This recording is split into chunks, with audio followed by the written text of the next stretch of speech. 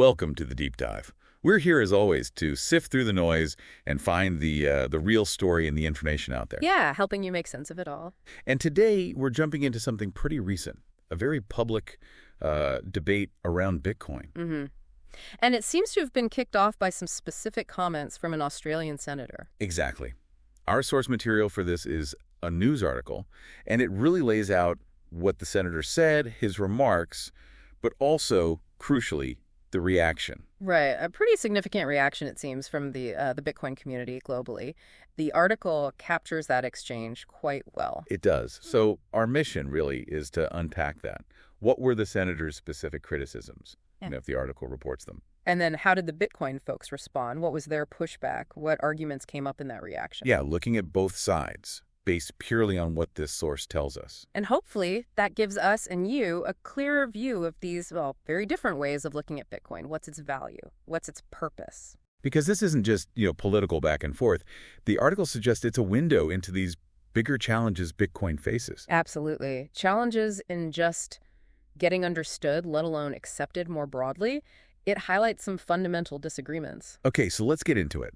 The article talks about Australian Senator Gerard Rennick and some pretty direct comments. Didn't hold back, it seems. No.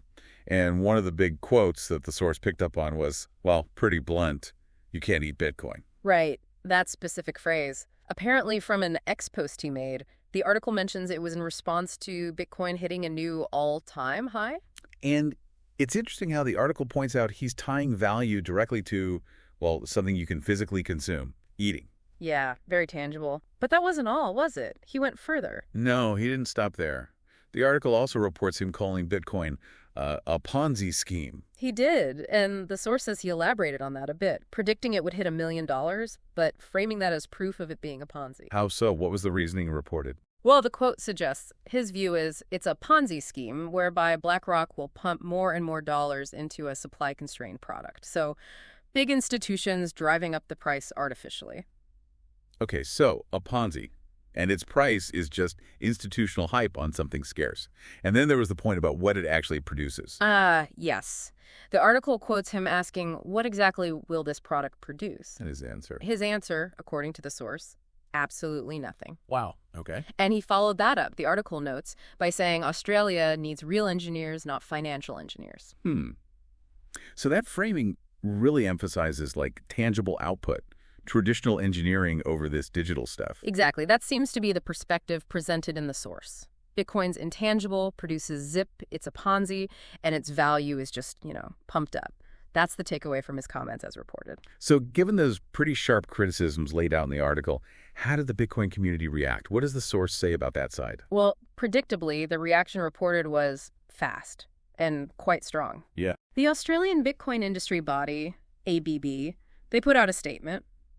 The article says they asserted the senator's remarks reveal a deep misunderstanding. A deep misunderstanding? Yep. Okay, did they elaborate on the consequences of that? They did, yeah.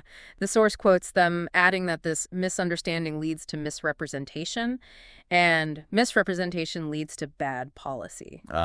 Okay, so they're drawing a line there. Misunderstanding it could actually lead to harmful regulations or actions? That's the argument reported, yes. A pretty direct warning about the potential real-world impact of getting it wrong. Serious stuff. Now, the article also mentions a specific counter-argument, kind of an analogy, right? From Laura Shin. Oh, right. Addressing the can't eat it point specifically. Yeah, what was that? She reportedly asked the senator, according to the source, you also can't eat the internet, so do you oppose that too? Huh. That's a good one. It definitely reframes things, doesn't it? It really does. It immediately challenges that core idea that value has to be tied to something physical you can, eat or touch. Maybe digital things have value in other ways. Yeah, it forces you to think about how we even define value now in this, digital age. Sure, but what about the senator? Did the article say how he responded to all this pushback? It did. Apparently, he sort of doubled down. Oh. Yeah, the source reports him saying he didn't need to explain anything, and he also found it, quote, pathetic how the Bitcoin community needs reassurance from a politician, the very people they claim they want to be free from. Okay, so less engaging with the substance, like the internet point, and more dismissing the reaction itself, calling it pathetic. Pretty much, based on the reporting. The article also mentions another reaction from Jimmy Castro, Bitcoin Marathon team. Right. He apparently said the senator's comments would age well, which, in this context, reported by the source. Reads like heavy sarcasm. Exactly. Implying a strong belief within the community that the senator's view is just wrong and time will prove it.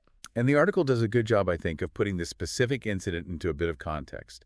It suggests this kind of thing isn't isolated. That's a key point the source brings up. It mentions similar, strong reactions happening just weeks before this. Like the Arizona situation. Yeah, when Arizona Governor Katie Hobbs vetoed that bill, the one that might have let the state put Bitcoin in its reserves, similar backlash reported then. And the source even gives examples from that. It does. It mentions Jameson Lopp, Casa co-founder, reportedly saying this will age poorly. Very similar sentiment. And also Anthony Pompliano commenting on the, quote, ignorance of a politician to believe they can make investment decisions. So, again, strong pushback. Right. So the article shows this pattern.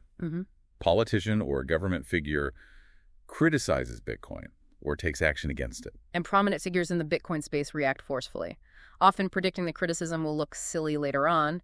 The source even mentioned the U.S. government transferring seized Bitcoin as another instance that sparked similar debate. Okay, so this deep dive into the source material, it really does lay out the clash, clearly.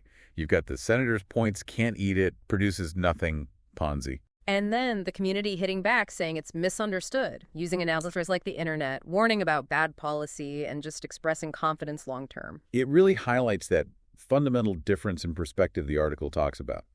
Traditional physical value versus, well, digital, maybe intangible value in systems. Yeah, the debate goes way beyond just the price charts, doesn't it?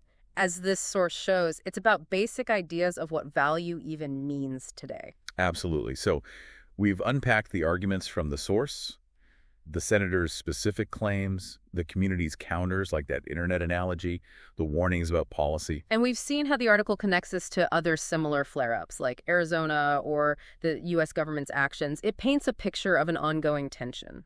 It definitely shows how these public spats, even if they get heated, can actually illuminate what the core disagreements really are about Bitcoin's role, what it could be. So just thinking about that core tension highlighted in the source.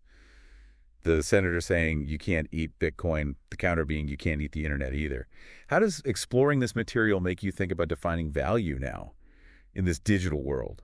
And who even gets to decide what something produces? Yeah, something to chew on maybe after this deep dive.